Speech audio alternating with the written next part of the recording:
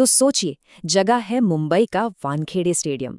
मौका है 2026 टी20 world cup का सेमीफाइनल और आमने सामने है क्रिकेट की दो सबसे जानी दुश्मन टीमें, इंडिया और इंग्लैंड। आज हम एक ऐसे मैच की कहानी में उतरने वाले हैं जिसने क्रिकेट के इतिहास को हमेशा के लिए बदल दिया। चलिए इसी सवाल से शुरू करते हैं। जब हर उम्मीद दम तोड़ दे, जब स्कोरबोर्ड एक पहाड़ की तरह दिखे और करोड़ों लोगों की धड़कनें थम सी जाएं, आखिर तब होता क्या है? आज की हमारी कहानी ठीक उसी लम्हे के बारे में है। तो कहानी शुरू होती है टॉस से।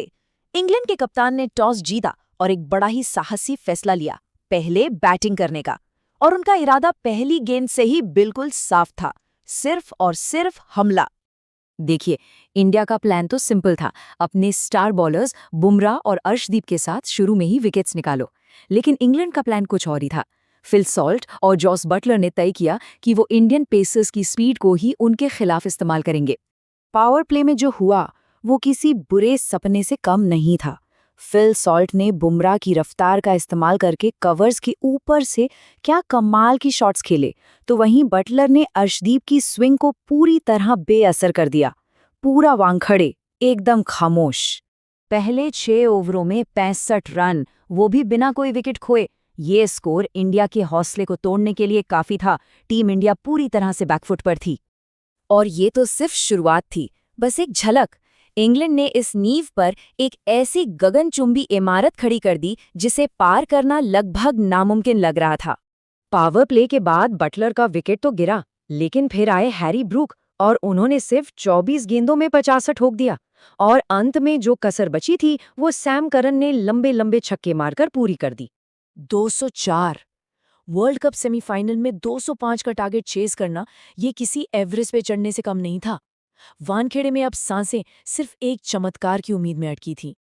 अब बारी थी इंडिया की। 205 रनों के इस हिमालय जैसे लक्ष्य का पीछा करने जब टीम इंडिया उतरी तो स्टेडियम का इंडिया इंडिया का शोर कुछ ही पलों में एक डरावने सन्नाटे में बदलने वाला था।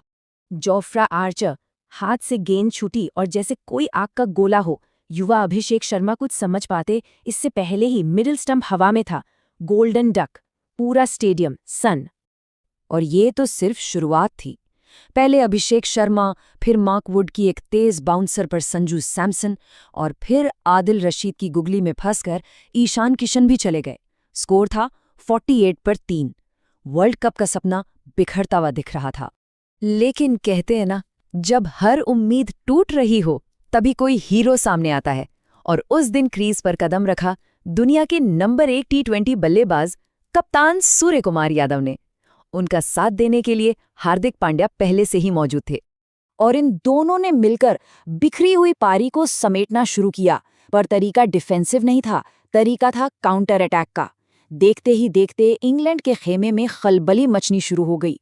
ये पार्टनरशिप कितनी जरूरी थी अंदाजा लगाइए, सिर्फ 40 गेंदों में 75 रन। सूर्या का वो हैरान कर देने वाला विकेटकीपर के सर के ऊपर से सुपला शॉट और हार्दिक का सैम करन के एक ही ओवर में 18 रन मारना, इसने मैच में इंडिया की वापसी करा दी थी। मगर क्रिकेट का खेल ही ऐसा है, जब लगने लगता है कि सब ठीक है तभी कहानी में एक और ट्विस्ट आता है। हार्दिक पांड्या एक बड़ा शॉट खेलने गए और बाउंड्री पर एक ऐसा हैरत अंगेज कैच लिया गया जिस पर यकीन करना मुश्किल था। सूर्या अब अकेले थे। क्या उम्मीद सच में अब खत्म हो चुकी थी?